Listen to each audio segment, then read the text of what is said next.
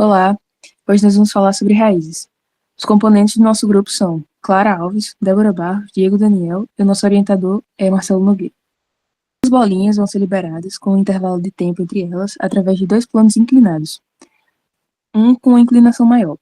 E o objetivo principal vai ser analisar o momento de colisão das duas bolinhas. E a gente vai usar métodos intervalares e não intervalares para analisar esse problema. Aqui na coleta de dados nós temos a imagem 1, 2 e 3, sendo a imagem 1 o momento em que a primeira bolinha saiu, foi liberada, a imagem 2 o momento em que a segunda bolinha foi liberada e a terceira o momento de colisão. Aqui nós vamos ter os tempos de largada da primeira bola, da segunda bola, a diferença entre o tempo delas e o tempo de colisão. As funções utilizadas para achar a aceleração, a distância e a posição estão todas aqui mostradas, e os dados da rampa, já com o Y invertido, vai estar aqui, e essa é a rampa de menor inclinação. Nós vamos ter a bola saindo do ponto A até o ponto B, e aí o x01 vai ser o momento em que a primeira bolinha foi lançada, é a posição onde a primeira bolinha foi lançada. Sabendo das relações trigonométricas, a gente achou o x1 calculando xb menos xa e o y1 calculando menos ya menos yb. E aí a gente achou aqui o valor do y1. E pelo teorema de Pitágoras, a gente tem o H1, que é a hipotenusa. Bom, como Débora disse na primeira imagem, nessa segunda aqui a gente também tem os pontos para a segunda rampa, que com isso encontramos a hipotenusa. Também temos aqui os cálculos dos ângulos, tanto para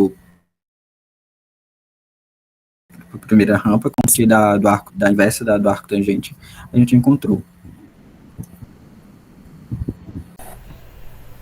Bom, com os valores que coletamos, a gente, por regra de 3 simples, encontramos em quantos pixels tem em 1 metro.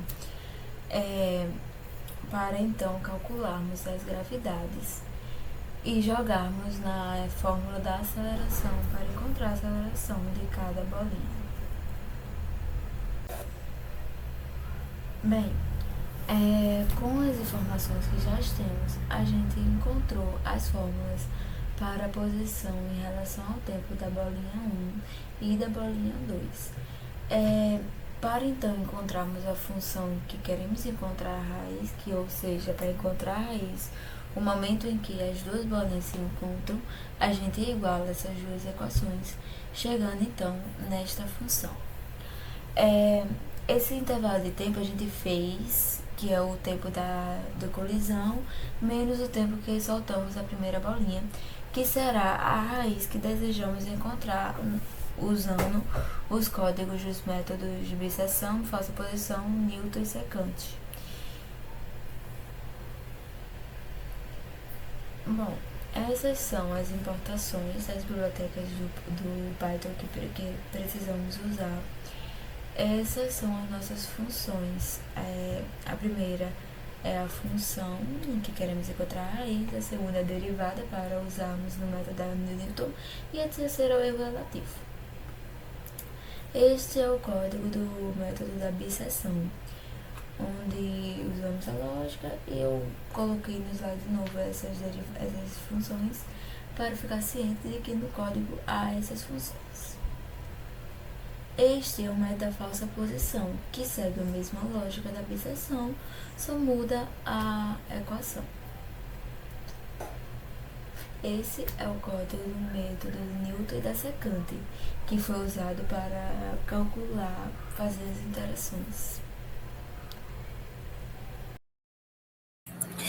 Bom, como aqui na parte da conclusão, a gente tem um trecho aqui do código, né? Ele mostra como usamos o Python para aplicar os métodos numéricos, tanto da bisseção e falsa posição, como de Newton e da secante, né? Chamando as funções com os parâmetros definidos, como os limites de intervalo e tolerância do erro e a função-alvo. Isso garante que os cálculos fossem feitos de forma automatizada e precisa, e também nos permitiu comparar o desempenho entre os métodos. Já nos resultados, né, obtidos com os 4 métodos numéricos que aplicamos, todos eles retornaram valores muito próximos, em torno de 2,135 segundos. Isso mostra que os métodos estão funcionando corretamente do ponto de vista matemático, com erros numéricos bem pequenos, da ordem de 10 a menos 5.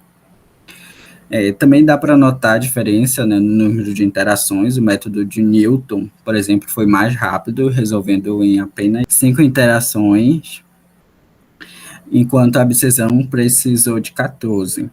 Isso é importante para avaliar a eficiência de cada método. Mas quando a gente comparava com o valor esperado, que era de 1,68 segundos, dá para ver que existe uma diferença significativa. E essa diferença não é um erro do método em si, mas sim da modelagem ou das medições feitas nos experimentos. A gente identificou alguns possíveis motivos para isso, né? O primeiro é o efeito paralaxe, que acontece quando a posição da câmera não está bem alinhada com o objeto de movimento. O valor da gravidade, né, usados no cálculo, que pode ter sido diferente do local real, né, comparando. Além disso, da resolução da câmera, também pode ter limitado a precisão de medição de tempo e da posição, e da conversão de pixels para metros, né. Se essa relação estiver errada, o cálculo da distância e tempo também vai estar comprometido. Então, com os métodos bem aplicados, os resultados finais sempre vão depender da qualidade dos dados que a gente usa. Isso mostra a importância, né, de cuidado, tanto da parte teórica quanto da prática em experimentação. Agora, comparando os métodos, a gente percebeu que os métodos não intervalares, como Newton e secante, foram mais eficientes em termos de velocidade. Eles chegaram num valor com menos interações. Já os métodos intervalares, como a abscisão e a falsiposição, apesar de serem mais estáveis e garantirem convergência, demoram um pouco mais para chegar ao mesmo resultado.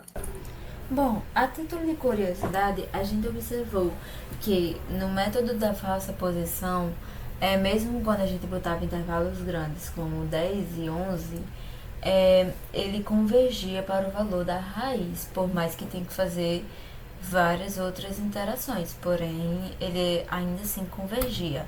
No método da abscisão, não, por questão de que ele nunca testava um valor de x fora do intervalo posto. No Newton e da secante aconteceu a mesma coisa, mesmo quando a gente botava no intervalo, ou então num valor longe da raiz, ele convergia para a raiz desejada, apesar de ter mais interações. Obrigada pela atenção.